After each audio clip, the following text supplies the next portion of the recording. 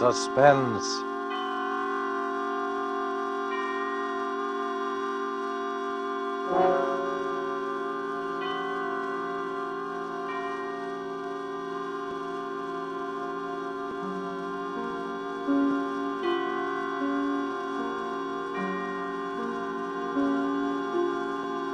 This is the Man in Black, here again to introduce Columbia's program, Suspense. Heading our starring Hollywood cast tonight is Mr. Laird Cregar, who will be seen shortly in the 20th Century Fox production of one of the great suspense stories of all time, The Lodger. Tonight, Mr. Cregar appears as a cynical gentleman who made an unusual bet with death. With Mr. Cregar as a cast of the screen's most distinguished and characteristic players, Miss Helen Vinson, Mr. Walter Kingsford, Mr. George Couloris, Mr. Harold Huber, and Mr. Ian Wolfe, here to bring us the suspense play called The Last Letter of Dr. Bronson. And so with the performance of Laird Cregar as he writes for us this last letter of Dr. Bronson, and with the performances of, in the order of their appearance, Walter Kingsford, Ian Wolfe, Harold Huber, Helen Vinson, and George Couloris, we again hope to keep you in Suspense.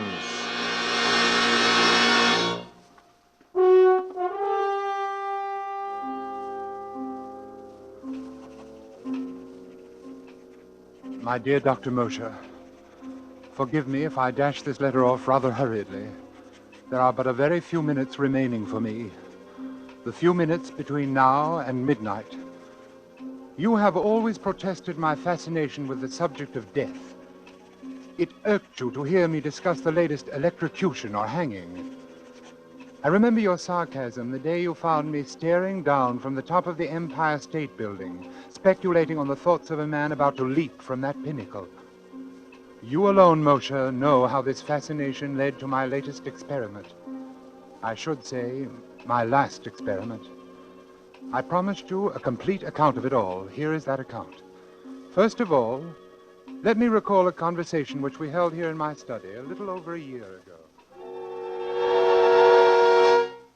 There you go again, Bronson.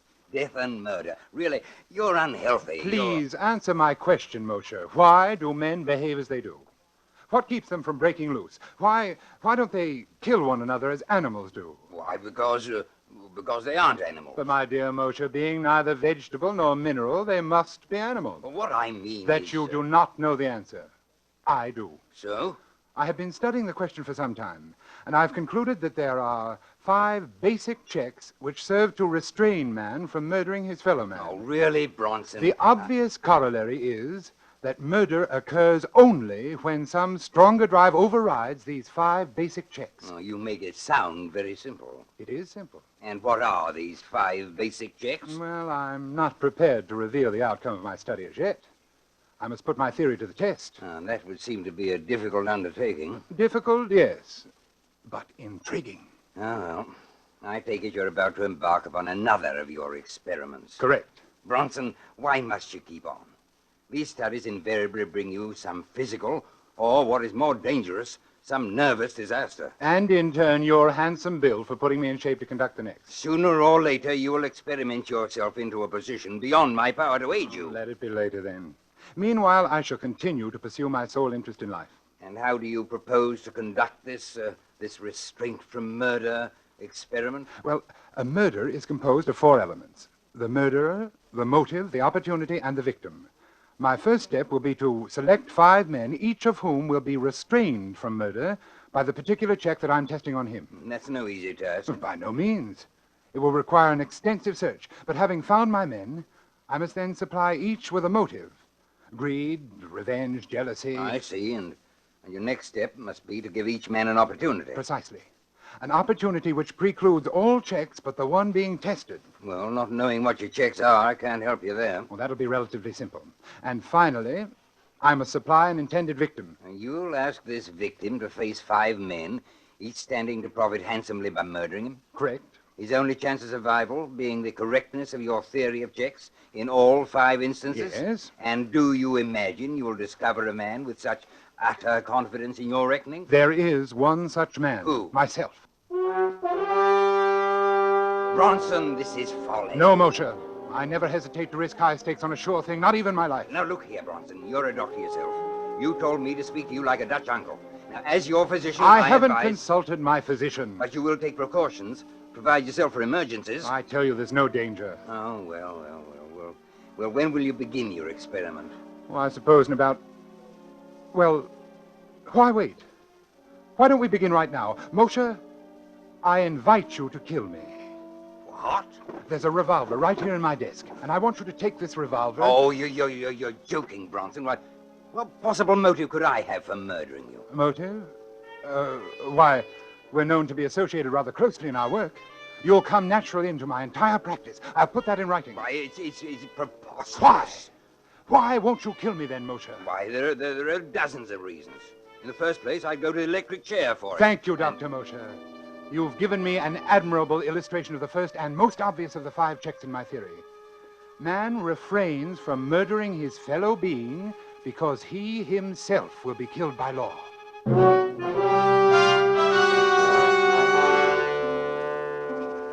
Remember, Moshe?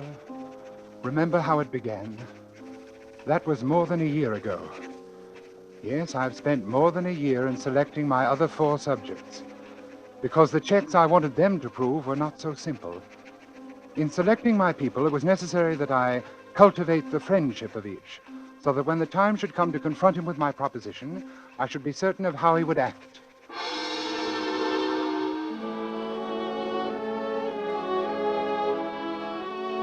The first of my 4 potential murders was a clerk named Totten. Totten was badly in debt, his wife in the hospital about to undergo an expensive operation, and he was a deeply religious man. We went to church together on Sunday evenings at St. Luke's, right around the corner from my apartment. One Sunday evening after the service, I asked him to come to my apartment, and we talked as we walked along. You know, Dr. Bronson, I was talking about you to my wife the other day, before they took her to the hospital. I was saying what a great comfort it was to be with you these Sunday nights. Now, come, Mr. Totten, you embarrass me. No, I mean it. In the world today, too many people seem to feel that they no longer need their God. Yes, but their lives are void of the great thing you have in your faith. The church is a great comfort to me, and I do need something to cling to in times like these. Mr. Totten, you could make rather good use of $5,000, couldn't you? It isn't like you to make fun of my poverty. No, I'm quite sincere. You know what even $100 would mean to me, and at present more than ever. Yes, with your wife's Oh, misfortune. isn't this your apartment we're passing? Well, I want to go in the side way. We shall be unobserved. Unobserved. Oh, you'll understand presently.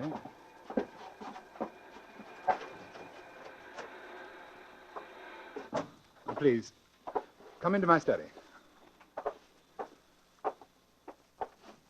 Here we are. And now if you'll take this chair opposite my desk. Thank you. Mr. Totten, you said that even $100 would be a great help to you. Here in my desk, I have this package containing $5,000. Well, what could I do for you that would be worth all that money? Let me explain. My doctor called on me yesterday, and he told me, well, to be quite frank with you, Mr. Totten, he said that I was slowly going mad. Oh, no, that couldn't be. I'm quite all right at present, but it's only a matter of time, and I'd rather not have to face it. I believe you can understand that. But there must be something you can do, knowing in advance. There is, and I want you to help me. I don't understand. Put on these gloves. Take them. But why? As soon as you have them on, I shall hand you this paper knife. Notice how very sharp it is. I grip it firmly, thus, and clearly impress my fingerprints on the handle. Finally, here on the desk, I am leaving this note, explaining that I have committed suicide. Suicide? When the knife is in your hand, I want you to drive it into my heart. Then you may leave by the same way we came in. You will be quite unnoticed, and with the $5,000 in your pocket. You can't mean this. But I do. You see, I don't have the nerve to... Well, I can't quite make the final move myself. You would greatly oblige me. And with the $5,000, you will be able to give your wife the treatment she needs. What do you say? You can't die yet. You're not ready. Would you have me wait until I've gone mad? You can't take the matter of life and death into your own hands. I am not asking you to pass judgment upon my actions. Whether I wish to live or die is my own concern, and my mind is resolved. Is that clear? I'm sorry for you. I'm merely asking you to do something for which I will pay you very well. You will, of course, be killing me. But if you could realize what life would be like for me otherwise, I'm very sorry, but I can't oblige you. If it's the law you fear... No, it's not that. You seem to have arranged that perfectly. Then what is it? I'm an honest Christian, and I thought you were, Dr. Bronson. If you don't understand why I can't do this monstrous thing, I suggest you look up the 6th commandment. Good night.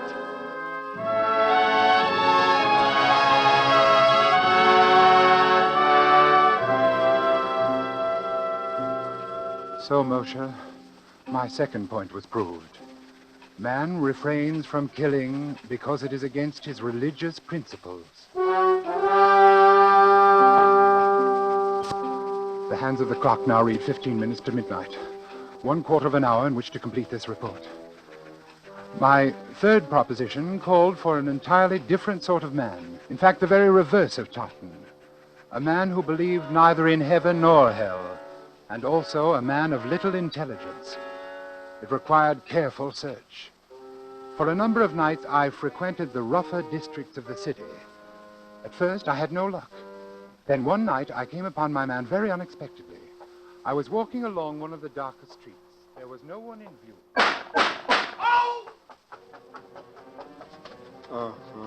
He was slumped down beside an ash can. He'd been shot in the chest and left arm, severing an artery. He was bleeding profusely. I tore off his shirt and made a tourniquet for his arm. Oddly, no one came into the alley to investigate. Never mind me. Get away. Was this a gang shooting? What do you think? I think you're going to the hospital. No. They'll blab to the cops. Come on, I'll help you to your feet. I ain't going. You'll die, man, if you're not treated quickly. I ain't going, I tell you. No cops gonna... No cops. They ain't gonna...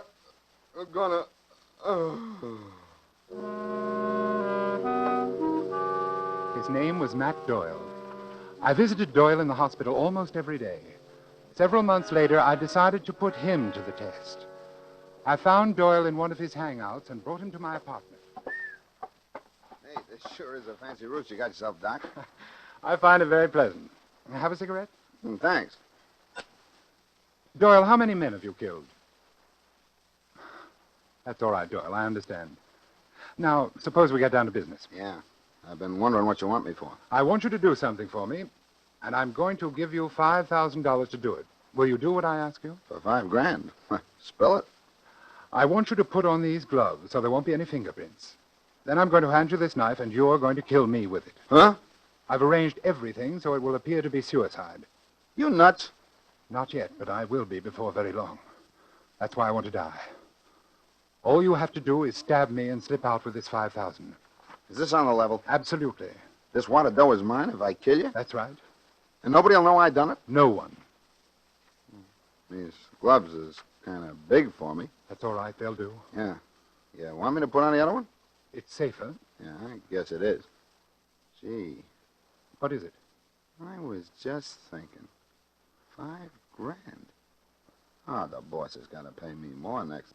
I mean, I never got... I'll skip it. I want you to understand exactly what you're doing, Doyle.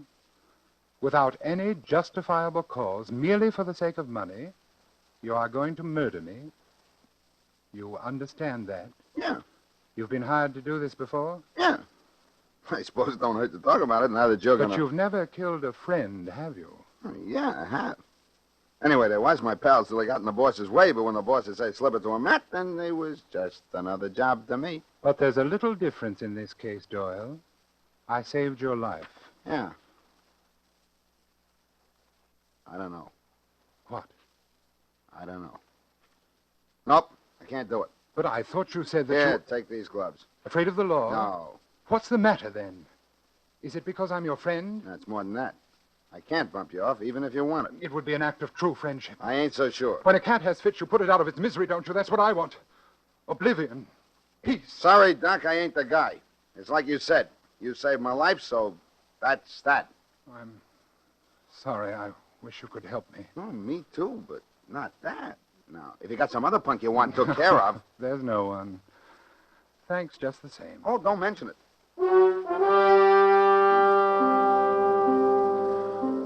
There was my third proposition. Man will not kill fellow man if a sufficient degree of gratitude has been invoked. Even a professional killer and one of the lowest examples of human life, such as Doyle, could not bring himself to murder his benefactor.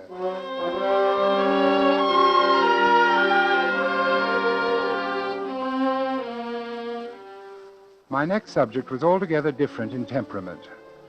With Judith Ainsley, I used a special technique. I first encountered Judith Ainsley when I operated on Barrett Sheffield, the actor. You will recall that Sheffield was brought to the hospital with a lung abscess. As I prepared to do the rib resection, I noticed that the nurse standing beside me was greatly agitated. Retractors, Doctor. Thank you. Doctor, do you think this is advisable? What? His dyspnea is more pronounced. Listen. Miss Ainsley, another hemostat, please. But he's getting blue. Doctor, do you think you really should? He's cyanotic. Miss Ainsley. I'm sorry, Doctor, but if... Doctor. Quickly, caffeine. Quickly!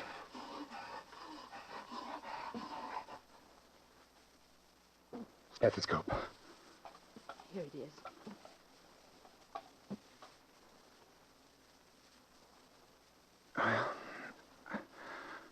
That's that. Yes, that's that. Miss Ainsley, what's the matter with you? You've been acting strangely all through this operation. You killed him. You killed him. You shouldn't have gone ahead. You know that. I warned you. I shall see to it, Miss Ainsley, that you are never assigned to one of my cases again. What's the matter with you, anyway? Have you never seen a pulmonary before? Or does it upset you to see a handsome actor like Barrett Sheffield die? Yes, it did. Oh? Yes. We were going to be married next week.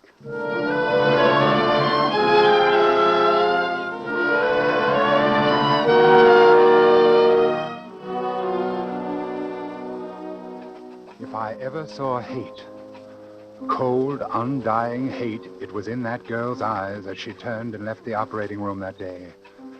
I had made the most implacable enemy of my life.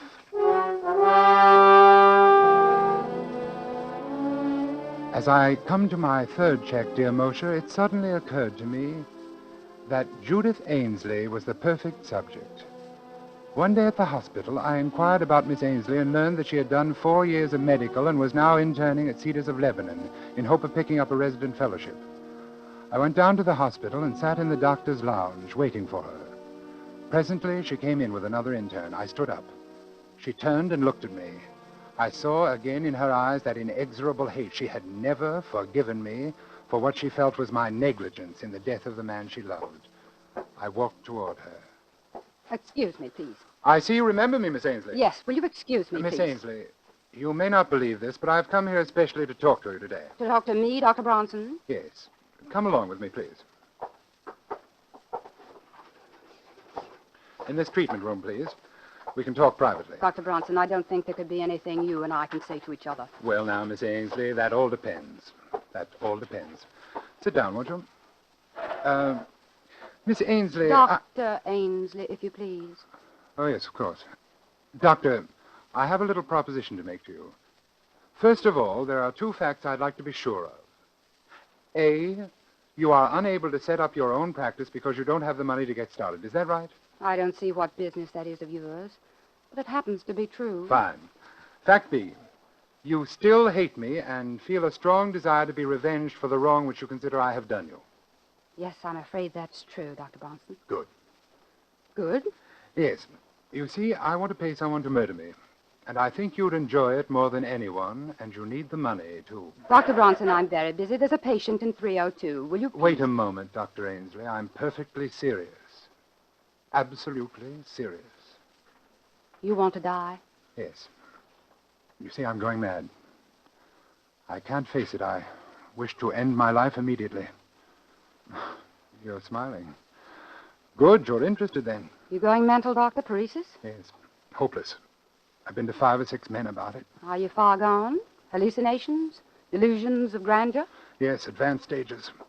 Agony. Yes, it must be quite a temptation to get it over with. I wonder what I would do if it happened to me. I want you to understand, Doctor, that I'm not asking you to perform a crude murder. This would look like a simple error, unavoidable. There would not be the slightest aspect of homicidal intent. Really? That's most interesting, Doctor. Go on. My heart. I've had considerable damage.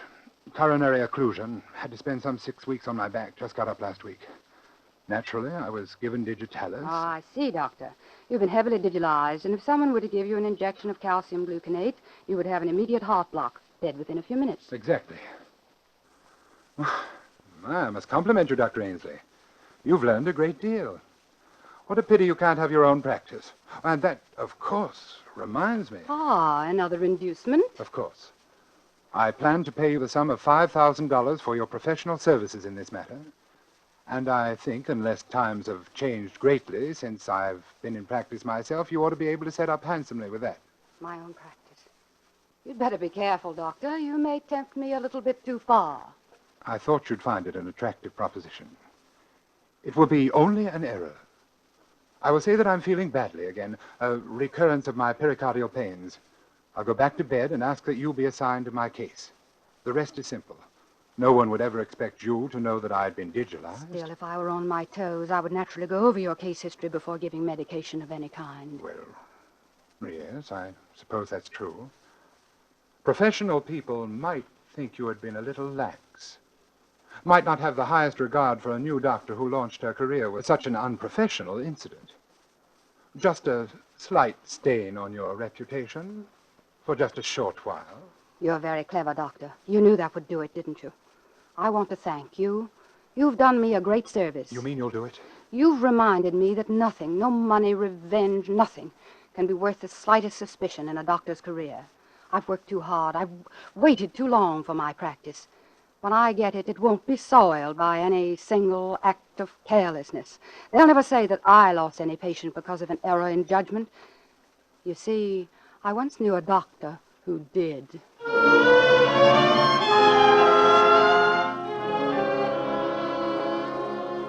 There, Moshe, is my fourth check. Man, or in this case, woman, refrains from killing because of the fear of loss of reputation. Now I come to the testing of my fifth subject. A man who would not murder because he couldn't bear the sight of blood, much less the responsibility for shedding it. Laderne was my man, and I found him shortly after my search began. On that day, I saw him turn a ghastly white as a fast-moving car almost ran over a small dog which had run into the street. It wasn't a particularly frightening sight, but Laderne clutched at his throat and fell in a dead faint. I, of course, made it my business to become acquainted with him. I hadn't seen him for more than 4 months, until tonight. He's changed, I noticed, as he took his place at my desk. He's thinner. His dark eyes seem blacker than ever. Laderne, I want you to do me a favor. It's a little peculiar, but I'm perfectly sincere about it. Well? Circumstances require that my life be ended, but I can't quite reach the point to kill myself. I've arranged everything necessary to give the appearance of suicide. Here is the farewell note which I have written. I see. And here is the knife with which, apparently, I shall have killed myself. Notice I am carefully putting my fingerprints on it. Yes. Here are the gloves for you to wear. And here is $5,000 for you if you will drive this knife into my heart. What do you say? You've arranged everything? Everything. No one knows I'm here? No one? And you want me to kill you? Yes. Of course, it will be a bit messy. When a person is stabbed, his blood usually splurts out. But if you keep to one side, I don't think much will get on you. Why do you want to die? My doctor says that I'm going insane and that I haven't got much longer. That's strange. About going mad? About him saying that you're going mad. Oh, yes. It was a shock. No, I don't mean that.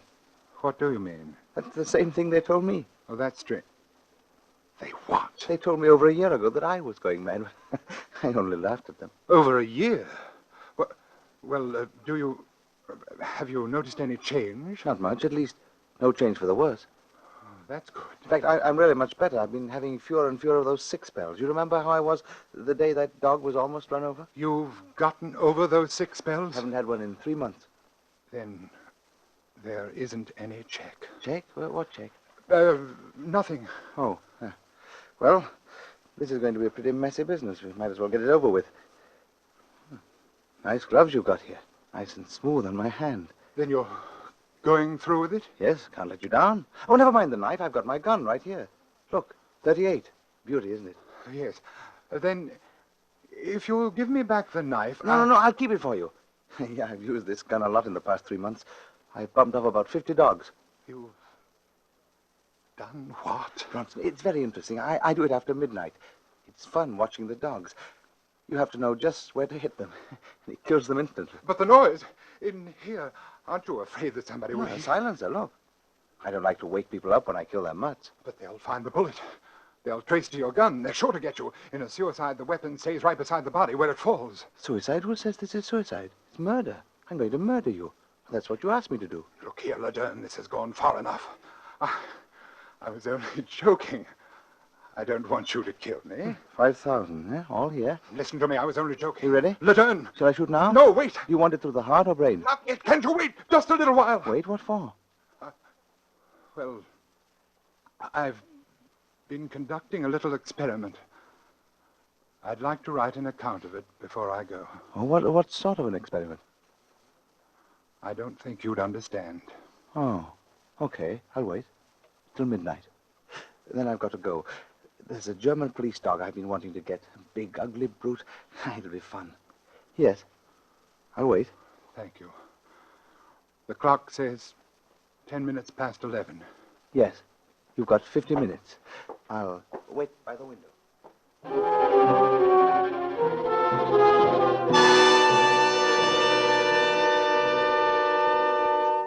And so, Moshe, my experiment has ended.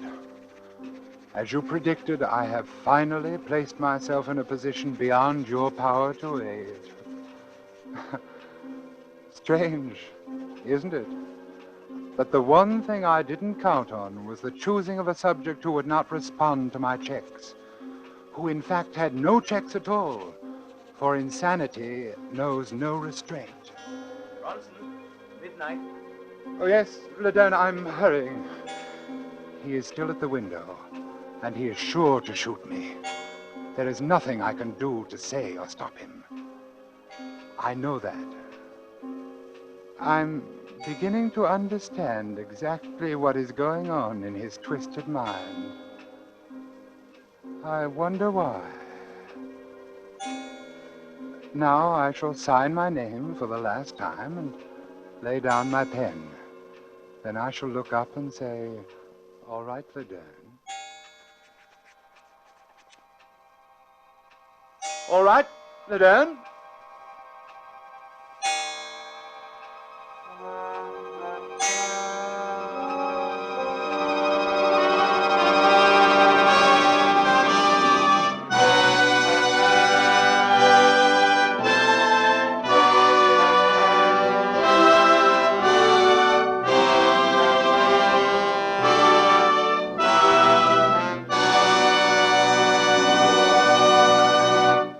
So closes the last letter of Dr. Bronson, tonight's tale of Suspense.